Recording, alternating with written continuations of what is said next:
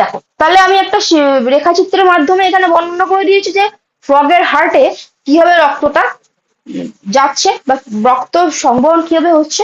দেখো ফ্রগের যে দেহ থেকে কার্বন ডাই অক্সাইড যুক্ত রক্ত ভেনা কেবাতে যাচ্ছে, ভেনা কেবা থেকে যায় সাইনাস ভেনোসাসে। এই যে কার্বন ডাই অক্সাইড যুক্ত রক্ত ভেনা কেবায় যাচ্ছে, সেখান থেকে যাচ্ছে এই সাইনাস ভেনোসাসে। এই যে মূত্রাশয় টাইপের, মানে দেখতে অনেকটা, যাই হোক মানে আমি বোঝানোর জন্য বলছি, এই সাইনাস ভেনোসাসে যাচ্ছে।